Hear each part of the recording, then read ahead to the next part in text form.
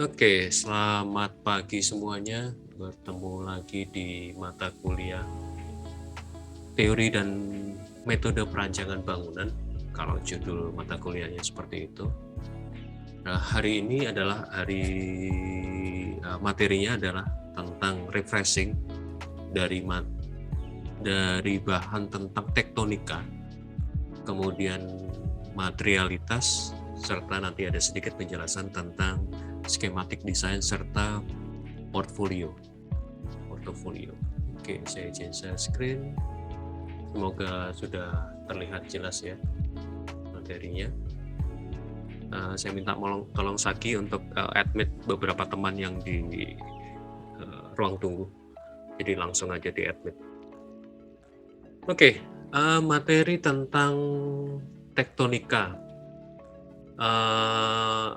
Materi ini sebenarnya saya minta kemarin memang kalian melihat dua video dari Mas Iwan yang sebelah kiri.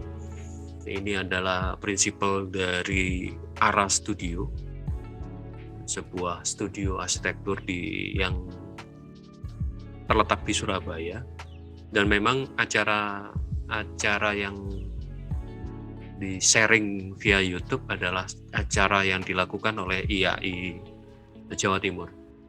Oke, itu terutama kaitannya dengan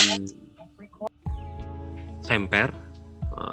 Mas Iwan itu menjabarkan sedikit tentang Semper, jadi saya pikir tidak perlu lagi saya memberi materi ulangan tentang itu, dan konteksnya juga cukup menarik untuk bahasannya. Ada beberapa diskusi yang bisa diperhatikan lewat video yang diunggah di YouTube itu. Kemudian yang video kedua adalah apa yang dilakukan atau apa yang dipaparkan oleh Prof. Yosep Priyotomo dalam kuliah tamunya.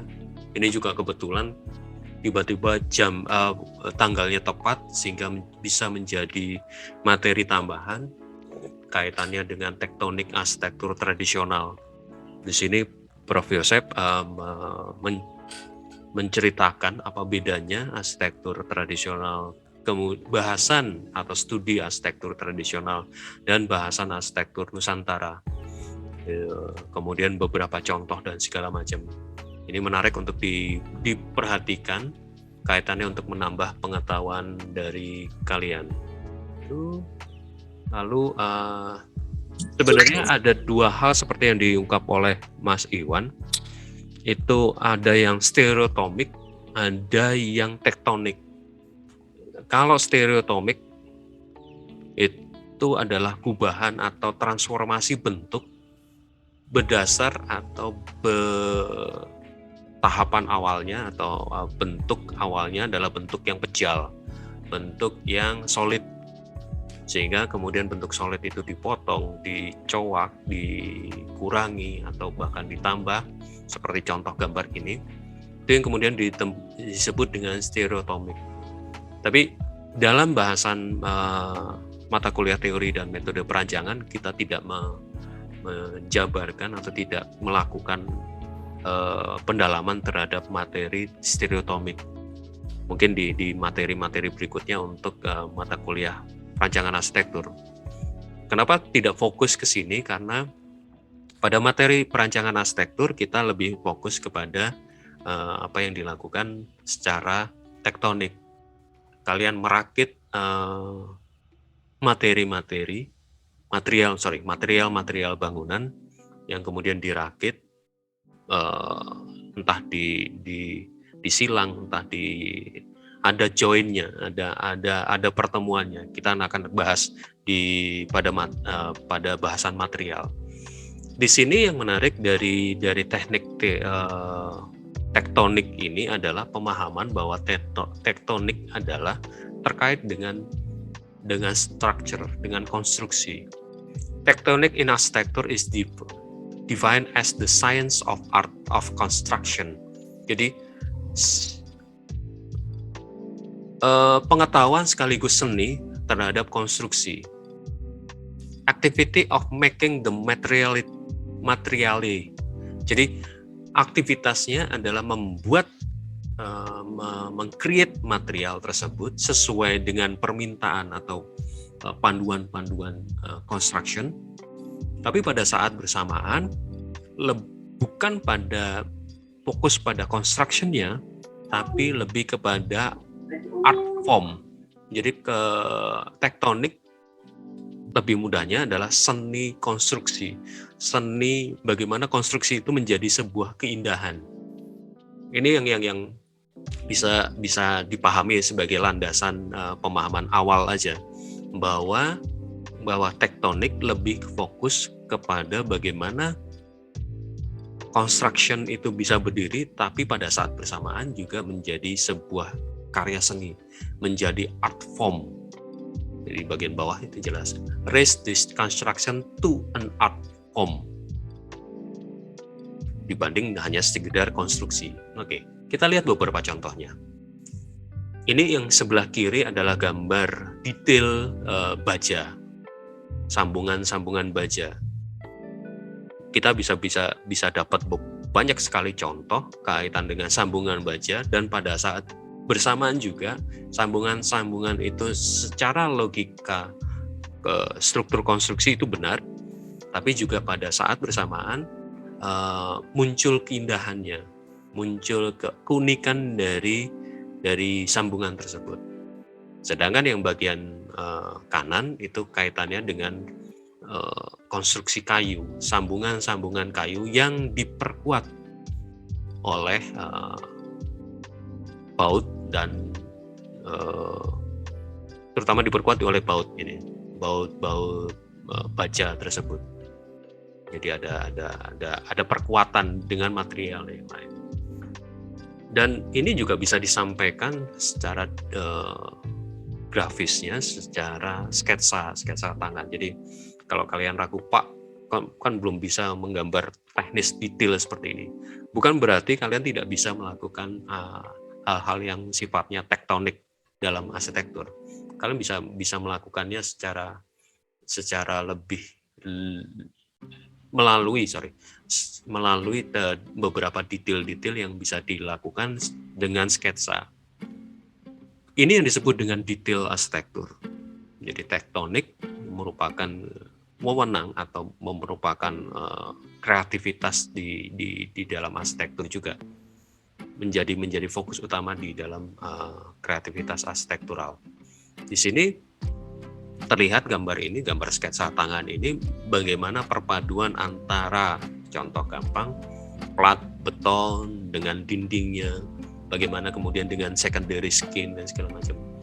Mungkin kalian belum begitu familiar dengan beberapa istilah, tapi di sini bisa kita lihat beberapa detail-detail yang kemudian menjadi sebuah keindahan tersendiri. Justru keindahan di dalam arsitektur justru terletaknya pada detail-detailnya. Bagaimana kemudian memanfaatkan material dan segala macam, bagaimana antar material itu bisa ketemu, joinnya bisa ketemu, itu bagaimana itu juga bisa ditonjolkan di beberapa detail ini. Kaitan materi tektonik ini terhadap tugas, kalau kalian perhatikan di RPS perbaikan itu tugas ke-12, resum dan analisis tektonika. Kalian meresum dari dua video yang tadi disampaikan, video yang disampaikan oleh Mas Iwan dan video yang disampaikan oleh Prof. Yosep. Kemudian dari dua video itu silakan kalian buat resum singkat. Dan ada bahasan. Berdasarkan pemahaman dua video di atas, kalian membuat resum singkat, lalu mengadakan sedikit melakukan analisis. Analisisnya adalah melihat apa yang kalian lakukan di perancangan arsitektur, di mata kuliah studio perancangan arsitektur. Menurut pendapat kalian dan berdasarkan proses perancangan kalian di studio, di mata kuliah perancangan arsitektur, pendekatan mana yang kalian lakukan? Ini apapun ya, bisa PA2, bisa PA4, ada beberapa yang mengulang, mungkin bisa disesuaikan dengan mata kuliah perancangan arsitekturnya. Mana yang kalian lakukan? Apakah video 1 yang seperti yang dilakukan oleh Mas Iwan, contoh-contoh yang dilakukan oleh Mas Iwan, atau video 2 seperti yang dijabarkan oleh Prof. Yosef, atau tidak sama sekali? Artinya tidak sama sekali itu bukan berarti kalian salah, enggak masalah. Kalian tidak melakukan sama sekali, tapi tolong diberi penjelasan kenapa tidak melakukan atau memilih video 1, video 2 itu kenapa alasannya. Singkat aja. Karena saya ingin tahu kelanjutannya. Pertanyaan kedua, ini kaitannya dengan apa pendapat kalian setelah kalian memahami atau melihat 2 video dan sedikit penjelasan ini. Apa pendapat kalian tentang tektonika di dalam arsitektur? Lalu pada proses perancangan selanjutnya, mungkin di semester selanjutnya, di mata kuliah selanjutnya, apa yang akan kalian lakukan terhadap pemahaman tektonika di dalam arsitektur? Jadi itu ya. Jadi tugas 12 ini kaitannya bukan hanya sekedar resume, tapi kemudian merefleksikan 2 materi video tersebut terhadap apa yang sudah kalian lakukan di mata kuliah perancangan arsitektur. Itu kenapa bobotnya tidak hanya sekedar resume. Kalau resume kan bobotnya hanya 3. Di sini bobotnya 7. Kenapa 7? Karena ada sedikit analisis kaitannya dengan refleksi kalian terhadap materi atau tugas kalian di mata kuliah perancangan arsitektur. Itu ya penjelasan singkatnya terkait tektonik, terkait dengan tugas ke-12. Oke, kita lanjut ke materi tentang material dan tektonik. Kenapa ini agak berbeda dengan apa yang saya sampaikan di YouTube channel kaitannya dengan materialitas? Karena pada penjelasan di sini saya mencoba untuk mengkaitkan tektonik tersebut dengan materialnya, dengan material bangunannya. Kalau di penjelasan materialitas di dalam arsitektur yang saya sampaikan secara singkat di YouTube tersebut, ini adalah perbedaan antara matters, materi, material, dalam hal ini adalah material bahan bangunan, dan materialitas. Bagaimana kemudian dialog-dialog material tersebut. Materialitas lebih kepada dialog. Kalau pendapat saya, materialitas adalah ekspresi si arsitek melalui material yang ditempatkan. Jadi kalau bentuk adalah kata-kata si arsitek, sedangkan materialitas adalah ekspresinya. Dia mau apa? Kalau kalian perhatikan di YouTube ini ada satu komen dari Mas Christophorus, itu teman di media sosial. Kemudian memang dia fokus ke bagaimana materialitas di karya-karyanya. Dia menambahkan cerita tentang Museum Louvre di Prancis. Di situ ditambahkan komennya bahwa piramid yang digubah atau yang dirancang oleh Imempe tersebut punya cerita menarik di balik materi atau bentuk piramid tersebut. Dia mengatakan, Mas Christophorus mengatakan bahwa bentuk piramid adalah ekspresi atau endapan pemahaman negara Prancis untuk menguasai Mesir secara utuh. Ini kaitannya dengan penjajahan di masa lalu sebelumnya. Sehingga dia menempatkan atau si MMP kemudian menginterpretasi keinginan atau cita-cita Prancis untuk menguasai Mesir secara utuh dengan bentukan itu. Karena di dalamnya memang di bagian bawah Museum Louvre itu adalah benda-benda peninggalan yang kaya banget, tidak hanya dari Mesir tapi hampir dari seluruh dunia. Terutama memang benda-benda yang ada di Mesir. artefak-artefak yang ada di Mesir pindah ke situ semua. Pada saat bersamaan juga ada paradoks. Dalam pengertian paradoks, piramid yang di Mesir yang sedemikian solid dan sedemikian kokoh diletakkan di kota Paris menjadi sebuah bangunan yang transparan, yang fragile, yang rapuh. Intinya adalah bagaimana, atau kalau mau membacanya, dari istana Versailles itu kita bisa melihat bagian dalam dari piramid karena materialnya adalah material kaca. Di sini yang disebut dengan materialitas, bagaimana mengekspresikan keinginan atau interpretasi dari si arsitek melalui materialnya. Oke, kembali ke kaitannya materialitas dan tektonik tersebut. Apa yang saya ingin sampaikan adalah material bahan bangunan itu terkait juga dengan bagaimana mengeksekusinya. Ketika mengeksekusi berarti kaitannya dengan tektoniknya.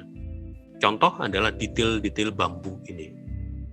Bambu yang secara tradisional, kalau kemudian terkait dengan dua video tentang tektonik, ini mengacu pada pemikiran Pak Yosef Priyotomo. Bagaimana bambu itu dipertemukan antar bambu. Jadi menggunakan tali ijuk untuk mengikatnya. Gambar sebelah kiri itu jelas gambar yang menjelaskan atau perwujudan dari pemahaman tektonik. Jadi pertemuan secara struktural itu menjadi sebuah keindahan tersendiri. Gambar di sebelah kanan itu penggambarannya, bagaimana detail-detailnya, pertemuan antar bambu, kemudian bagaimana bambu itu disatukan menjadi sebuah konstruksi, sebuah bangunan dengan menggunakan tali ijuk. Kalau yang sebelah kiri adalah gambarnya dengan menggunakan tali ijuk, ada yang menggunakan dengan beberapa tali. Tapi teknik ikatnya ini yang cukup menarik. Dan ini adalah tektonik sekaligus juga tentang materialitas. Pertemuan kedua bahasan tektonik, keindahan struktural yang terkait dengan materialnya. Ini contoh yang tradisional, artinya yang biasa kita temui untuk bangunan-bangunan tradisional. Lalu dengan materi yang sama tapi ekspresinya berbeda, perlakuannya berbeda. Kita bisa lihat ini. Ini sama-sama bambunya, tapi kemudian bambu itu dipertemukan bukan dengan teknik ikat, tapi memadukan dengan teknik yang lebih modern. Kenapa saya katakan modern? Karena material join-nya adalah material besi. Kalau yang di sebelah kiri kemudian dicampur dengan ada material beton. Jadi lubang pada bambu diisi dengan material beton, kemudian dimasukkan sebelum mengeras dimasukkan besi tersebut. Kalau di gambar sebelah kanan, join yang pada tradisional menggunakan teknik ikat, baik tali ijuk maupun tali yang lain, di sini menggunakan materi dari besi dan kawat. Jadi sama-sama diikat, tapi ekspresinya kemudian berbeda. Sama-sama diikat, tapi logika berpikirnya juga, logika konstruksinya juga berbeda. Dari sini dari dua jenis konstruksi, satu konstruksi yang sangat tradisional menggunakan bambu dan diikat. Di sini bambunya kemudian dipadu dengan besi, ada sedikit beton, atau yang di sebelah kanan menggunakan juga seling baja. Ekspresi tektoniknya berbeda banget, sehingga materialitasnya jadi berbeda. Dengan material bahan bangunan yang sama, tapi ekspresinya jauh berbeda. Kita juga bisa menemukan contoh yang ini. Ini adalah tektonik. tektonik menggunakan kayu dan cukup rumit. Kita bisa menemukan teknik-teknik ini bahkan di Asia secara keseluruhan, Jepang, China, Tiongkok, kemudian di Indonesia juga kita bisa menemukan. Dengan material kayu kita bisa memanfaatkan, dan ini adalah keindahan struktural. Ini yang disebut dengan tektonik. Pada saat bersamaan juga kita membahas materialitas. Kalau kalian bongkar kisah-kisah secara budaya, banyak banget ini filosofinya. Filosofi untuk membungkus pemahaman-pemahaman ini. Dan kita juga bisa lihat secara material, ini tidak ada material yang lain selain hanya kayu. Dan tekniknya juga cukup unik. Kekuatannya juga cukup menjadi ada tanggung jawabnya. Ada tanggung jawab, atau ada pertimbangan kekuatannya, bisa dipertanggungjawabkan, logiknya masuk. Tapi pada saat bersamaan juga keindahannya juga masuk. Sama kayak tadi, ini fokusnya hanya pada materi kayu, tapi kayu juga bisa didorong sedemikian, dieksplor lebih lanjut untuk ditemukan dengan material yang lain. Contoh seperti ini. Material kayu yang kemudian ketemu dengan material besi. Jadi dengan tektonik, dengan pemahaman materialitas, kita bisa mengeksplor lebih lanjut. Dan ini justru kekuatan arsitektur di sini. Bukan hanya bentuk bangunan secara keseluruhan, justru pada detail-detailnya. Detail-detail konstruksinya. Bagaimana pertemuan antar kayu, apakah diselesaikan secara tradisional seperti tadi, bambu diikat, atau seperti gambar sebelumnya, ada pertemuan antar kayu, atau dipadu dengan materi yang lain, dengan materi lem baut ini, dengan materi besi seperti ini. Tentu ada ekspresi-ekspresi yang berbeda, sehingga kita juga bisa melihat bagaimana ekspresi bangunannya, bangunan tradisional kah, bangunan yang modern kah. Bangunan modern dengan materi yang berbeda juga menjadi menarik untuk dibahas. Dan itu yang saya harapkan di tugas selanjutnya sebenarnya, di tugas 13. Di tugas 13 kalian mencoba melihat kembali apa yang sudah kalian lakukan di tugas perancangan arsitektur kalian. Bagaimana pemilihan materialnya. Memang kalian belum banyak mendapatkan pemahaman tentang material bangunan. Tapi saya sedikit akan nyolong gitu loh. Bagaimana kemudian kalian bisa mengeksplor dari bentuk yang sudah kalian tentukan, dari bentuk yang sudah kalian buat, kemudian materialnya apa? Bagaimana teknik nyambungnya?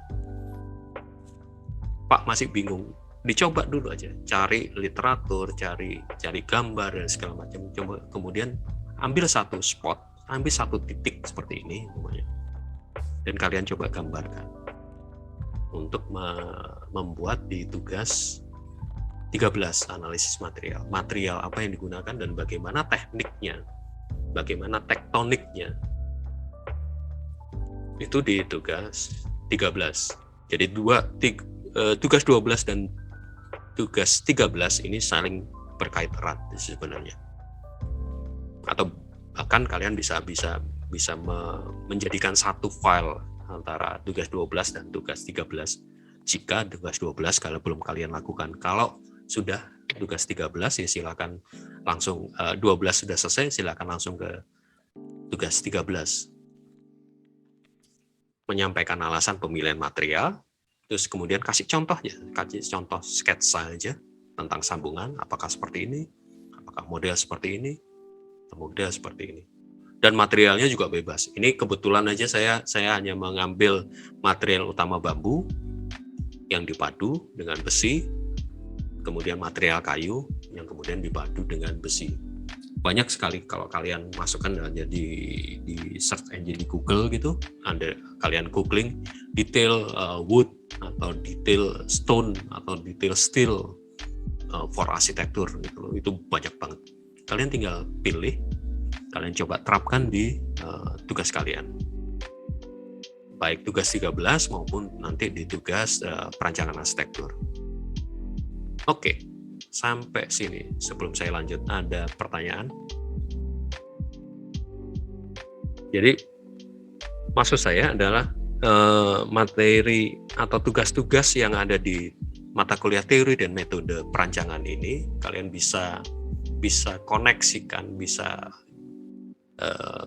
dijadikan satu. Nanti juga di terakhir portfolio kalian itu bisa kalian gunakan untuk mata kuliah ini dan mata kuliah perancangan arsitektur.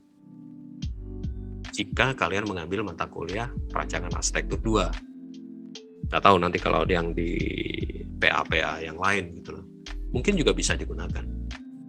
Jadi cara berpikirnya komprehensif. Satu mata kuliah, satu tugas bisa digunakan untuk 2 mata kuliah karena materi penjelasannya sama, materi yang disampaikan juga sama. Oke, ada pertanyaan sampai sini?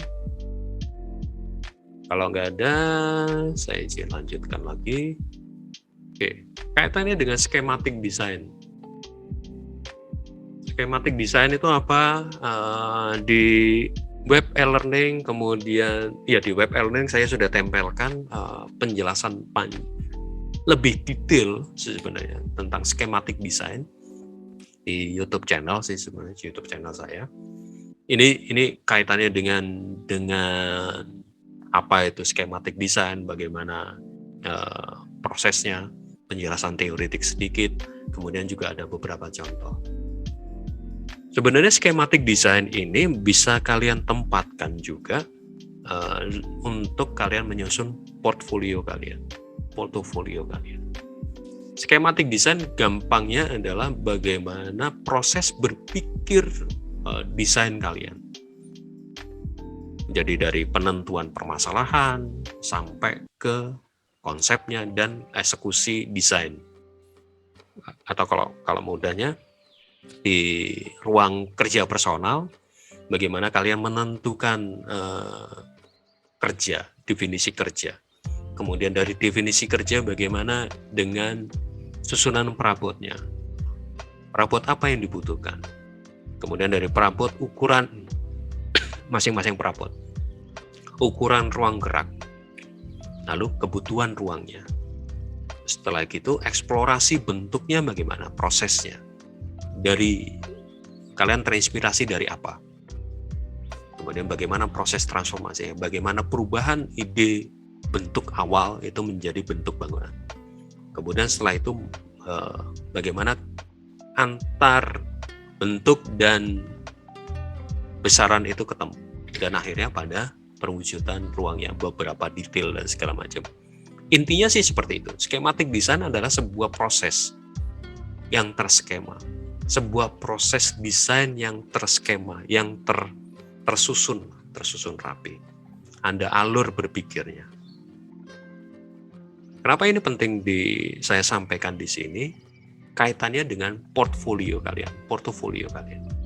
Saya menyarankan sejak di awal, di PA, bahkan PA1, kalian coba buat deh satu bank data atau bisa satu blog gitu, yang isinya adalah produk-produk kalian.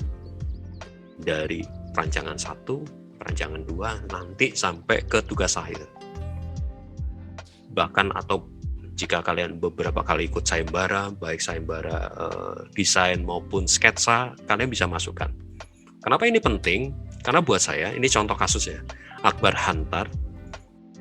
Saya mengikuti dia ini sejak dia di S1, kemudian di UNS Solo, sejak di semester 2 atau semester 3.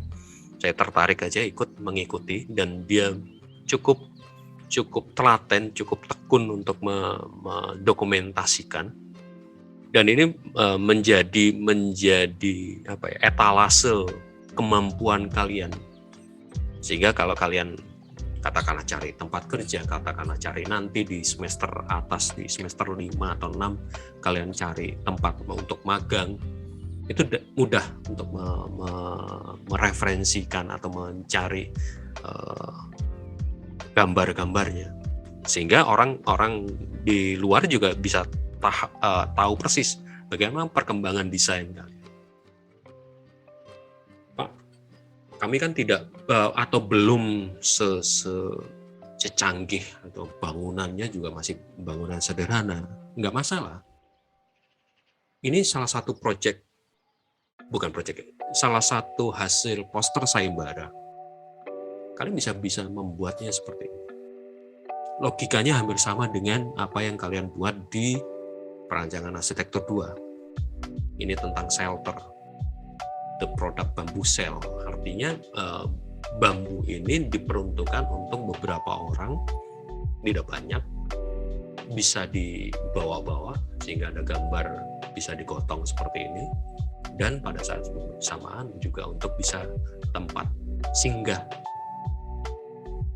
Bukan pada fungsinya, tapi kalian bisa lihat ini susunannya, bagaimana skematik desainnya dari bentukan awal, dari bentuk bambu, kemudian prosesnya, sehingga sampai ke bentuk terakhirnya.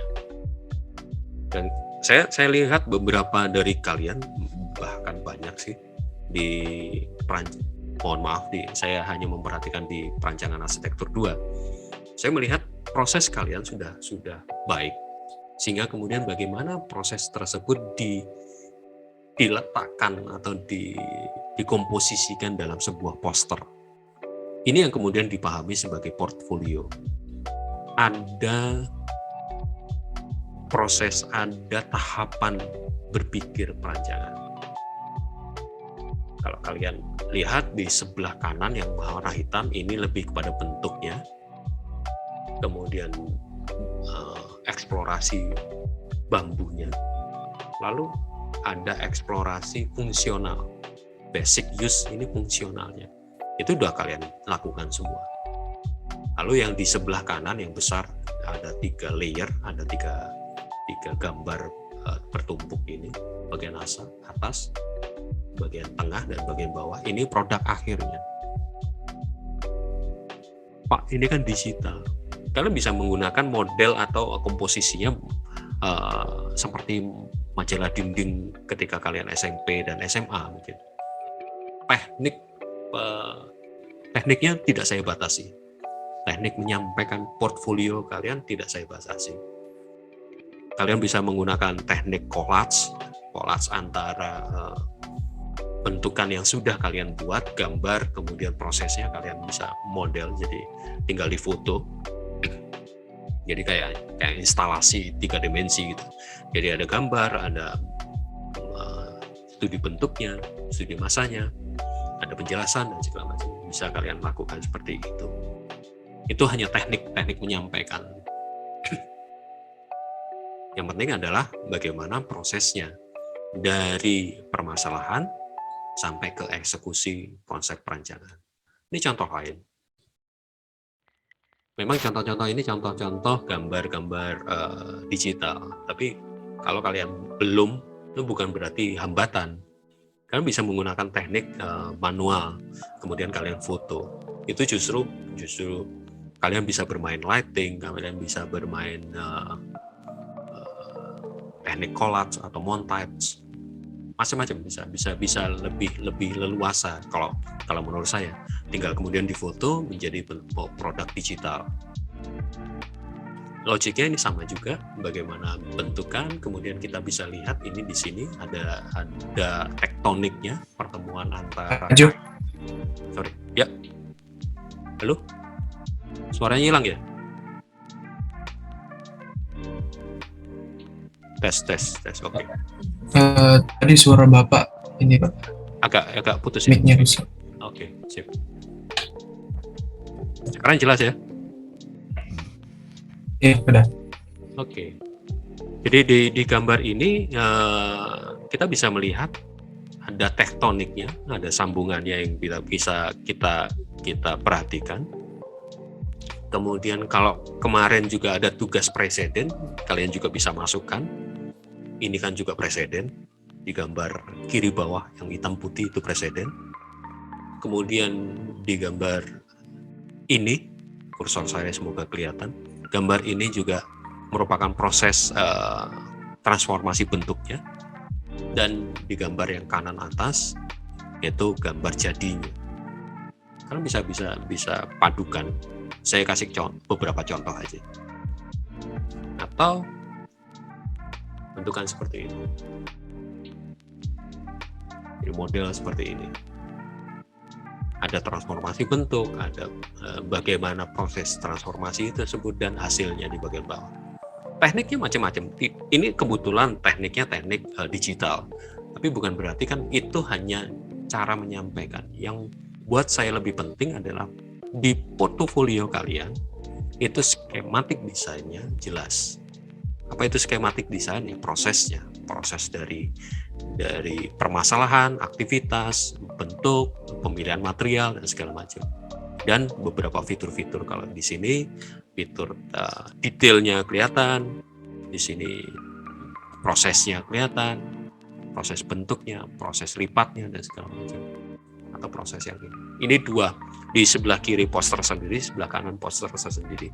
Bukan dua, bukan satu dalam satu poster yang sama.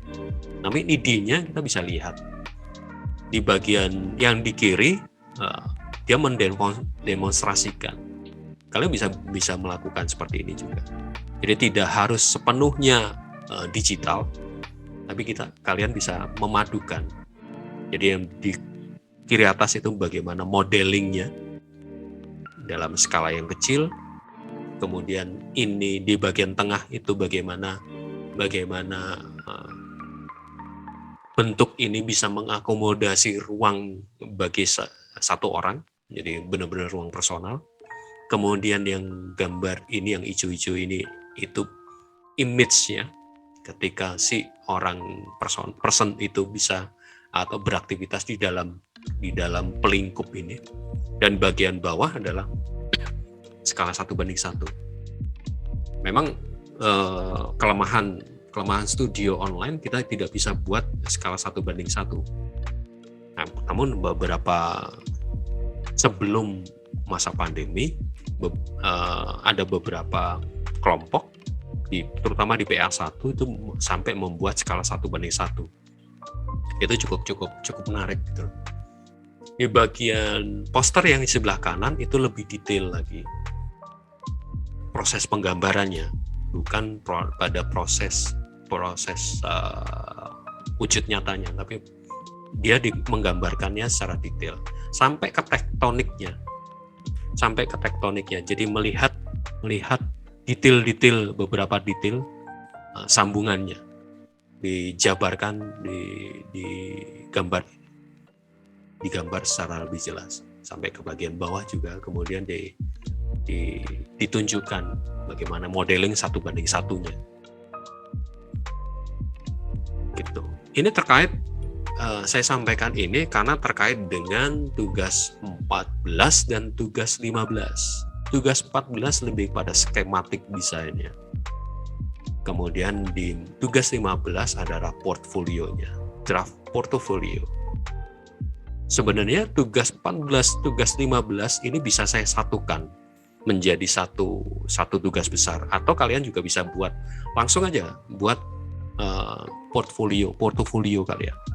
Saya akan bisa menilai part skematik desain dan pada portfolio pada komposisinya.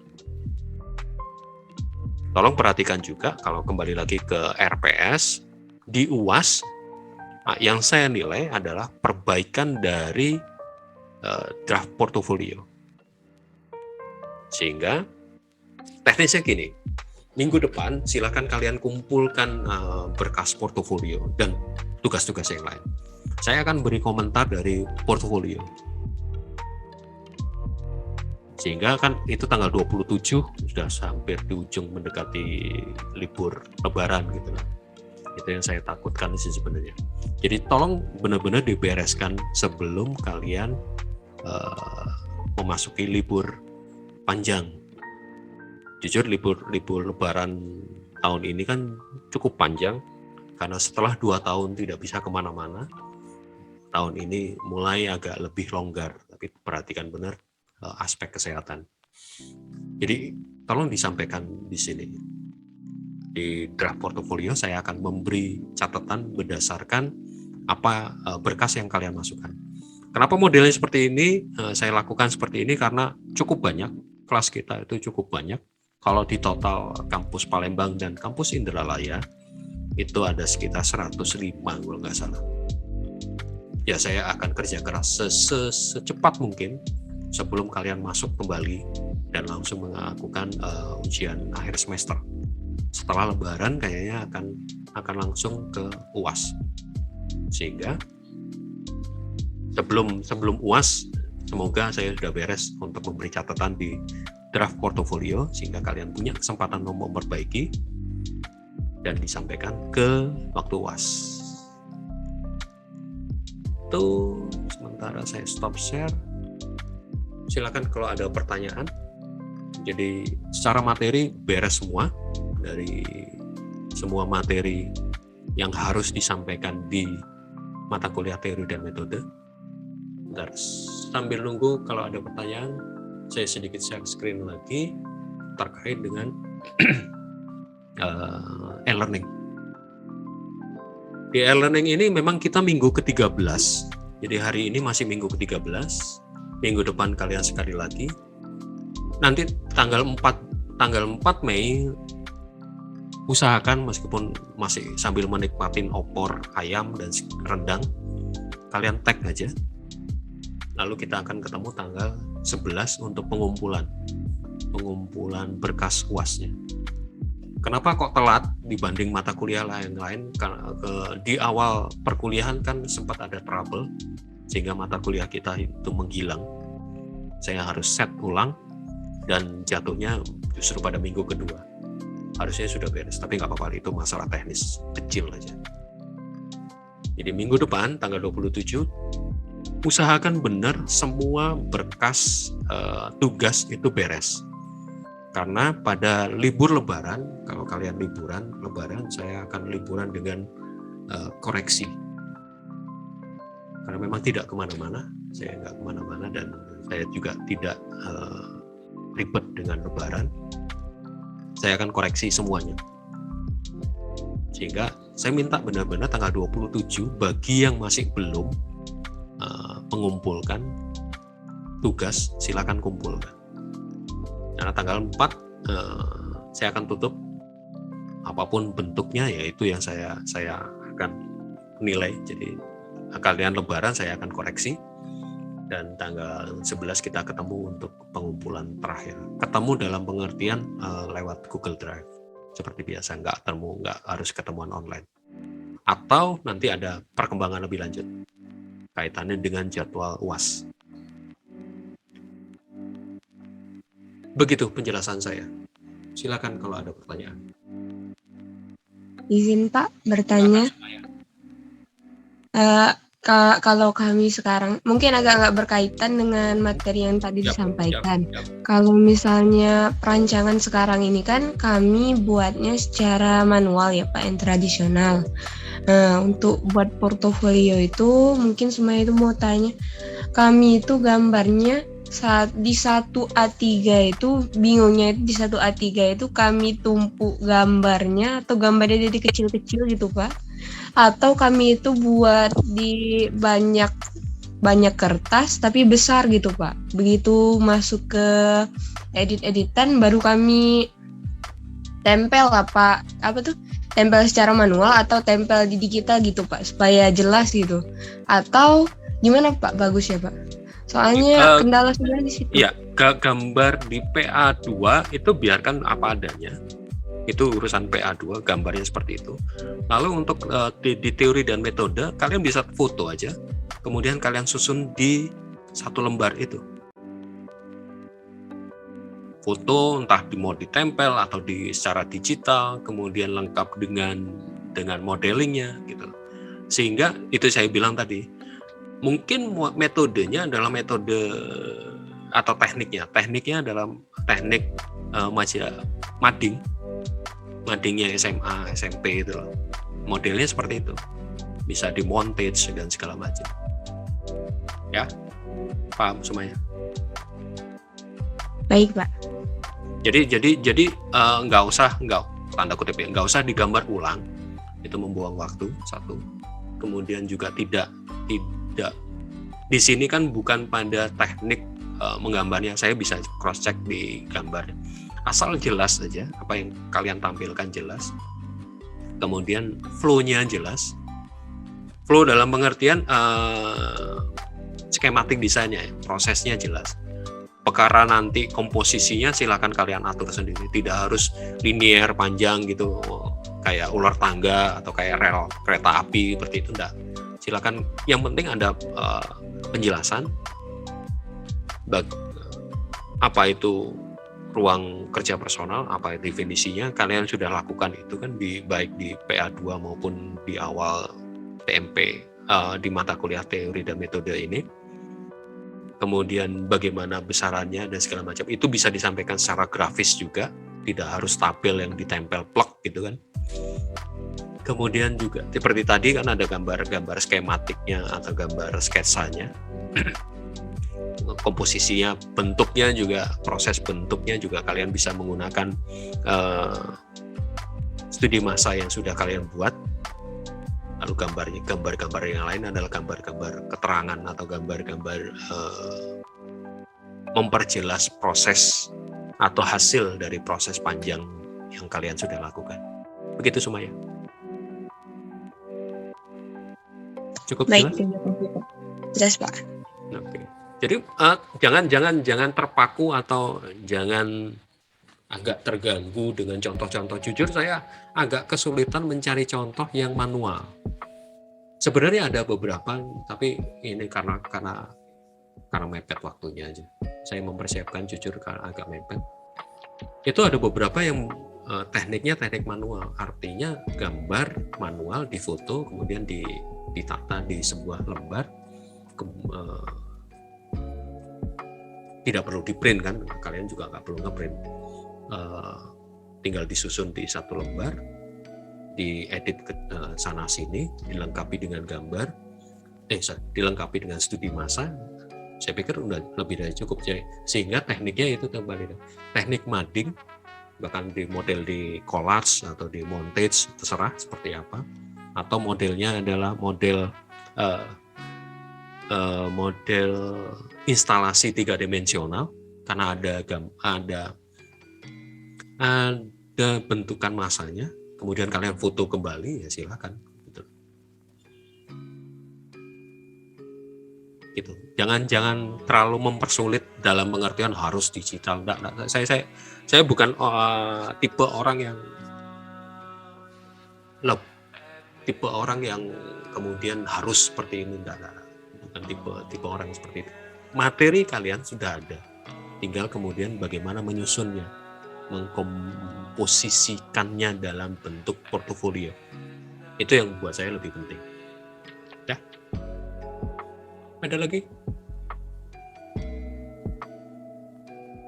Izin bertanya, Pak. Silakan dulu. Ini kan tugasnya ada yang 14 sama 15 ya, Pak. Nah, itu kan tugasnya berbeda, ada 2 gitu. Nah, itu berarti nanti untuk outputnya gitu, di tugas 14 kita cuma gambar kayak di skematik desainnya sama penyusunan konsepnya. Terus nanti di tugas 15 baru kita susun jadi portofolio gitu ya, Pak? Kalau mau mudah, tugas 14-15 jadikan satu di portfolio. Nggak apa-apa, nanti saya akan menilainya terpisah gitu loh. Skematiknya gimana, portofolionya gimana. Secara produk cukup aja kalian tugas 14 dan 15 gitu. Gitu dulu. Iya, baik Pak, terima kasih Pak. Oke. Jadi ya kembali lagi, jangan mempersulit diri sendiri gitu. Silakan langsung dikomposisikan. Saya akan bongkar satu-satu. Skematik desainnya nyambung enggak? Seperti tugas tentang tektonik, Kalian bisa mengerjakan tektonik, kemudian gambar dari tektonik itu masuk ke portofolio, bisa juga. Kan prosesnya seperti itu.